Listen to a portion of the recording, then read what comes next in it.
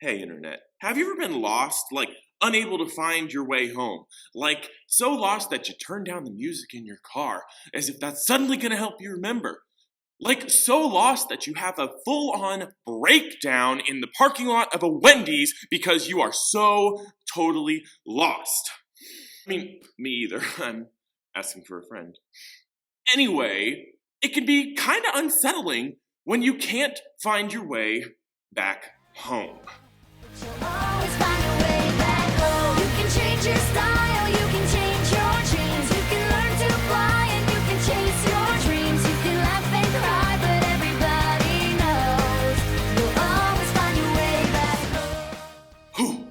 Welcome to another episode of MANCHILD Message, a show where a grown man shares his ideas for getting kids into the gospel. I am Daniel.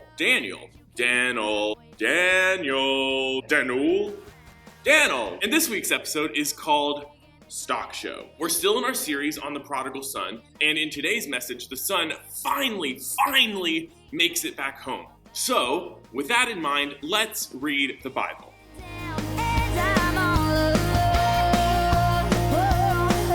alone. Luke 15:20 through 24. But while he was still a long way off, his father saw him and was filled with compassion for him. He ran to his son, threw his arms around him, and kissed him. The son said to him, "Father, I have sinned against heaven and against you. I am no longer worthy to be called your son." But the father said to his servants, "Quick, bring the best robe and put it on him. Bring a ring on his finger and sandals on his feet. Bring the fattened calf and kill it. Let's have a feast and celebrate, for this son of mine was dead and is alive again. He was lost and is found." So they began to celebrate. You can change your hair and you can change your clothes. You can change your mind. It's just Okay, today's message, you're not going to really need any props per se, because you're going to have a lot of kid participation. You could have a list ready with the different things that you're going to say, and maybe a costume. Bye and you can say hello. Say it, you'll always find your way back home. The point of today's message, Stock Show, is all about the love that is given to the son from the father in the story. So the prodigal son is receiving just crazy amounts of love from this prodigal father in our story today. And it stands, as I'm sure everybody can guess, for the unending love that Jesus has for us. Nothing is too deep or too wide to separate us permanently from our Savior. To illustrate this point, I came up with the idea inspired by the stock shows that a lot of the kids from our church are involved in. They show a lot of animals, and some even win big money for them. So the illustration that I came up with works pretty well. So what you're going to do is you're going to tell the kids that you're going to have a love auction and also invite the congregation to participate. You're going to be measuring the sins of the kids and saying how much it's going to cost for someone in the church to keep loving them.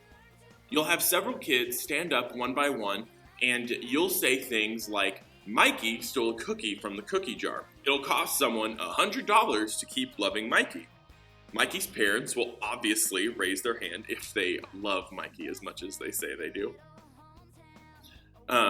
And as each kiddo stands up, you're going to increase the sin a little bit. Like Shannon lied to her parents. It'll cost someone $1,000 to keep loving her.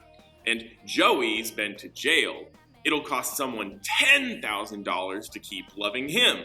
And each time, their parents should raise their hand to claim that cost. When I did this in my church, we had several people from the congregation raise their hand for each kid, which I used to further the message of redeeming love. You know, that just goes to show the kids that there's many people in the church that love them and that will do things for them, you know? So finally, have your last kid stand up and say, "Shelby keeps messing up no matter how much she tries to be perfect. It'll cost a lifetime to keep loving her." So use that last piece to remind the kids of Jesus's ultimate sacrifice. He literally gave up his life to keep loving us.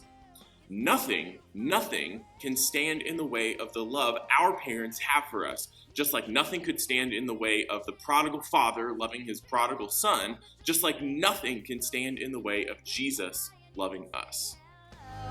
But you'll always find your way back. You can change your hair and you can change your clothes. As far as precautions go for this one, there are a couple. As always, don't make a kid participate if they don't want to.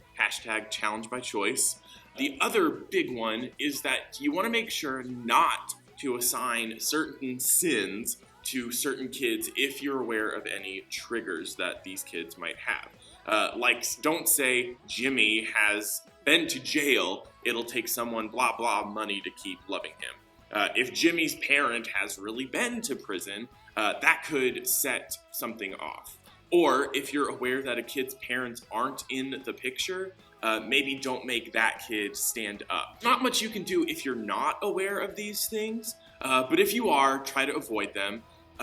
If someone does get offended or unintentionally hurt, just try hard to turn it into a teachable moment. The point isn't the sin. The point isn't what is keeping us from being redeemed. It is the all-consuming, all-covering love of Jesus that is available to everyone, no matter what. So if you do have a kid who might get his feelings hurt, that's how you can kind of tie it in. I wouldn't do that in front of everyone. Maybe catch up with the kid after the worship service, but there you go. Another thing I want to touch on real fast is if you guys don't have a big group of kids coming up for children's messages, some churches just don't, you can still get these participatory messages off the ground by asking adults to participate. Usually adults will be willing to do this, or maybe you'll have some high school kids that want to be a part of it. I mean, there's all sorts of ways you can think outside the box and make it better and bigger for the whole congregation. And if you get more people involved than just the kids up front, you're going to get the message out to just a wider group of people, which is never a bad thing, right? Your best friends, you little. All right, to wrap up, I always have a prayer for you guys to use if you want to. If you don't want to use this prayer, you don't have to. Make up your own. That's awesome. But if you want to use this one, here you go. It's crazy. This girl is thinking that maybe this life is. Awesome! That is the end of another episode. Thank you guys for watching. I really appreciate it. This has been a really interesting thing for me to put my stamp on this year. If you have any suggestions for how to make it better, please comment or talk to me on Facebook, Twitter, Instagram, WordPress, or in the YouTube comment section. I'd love to be able to make these as best as I can. Next week, we're going to be continuing to talk about this celebration that the Father and the Son are having. So I'm the man-child, Daniel, whatever you want to do, and you guys have a great week. Thanks.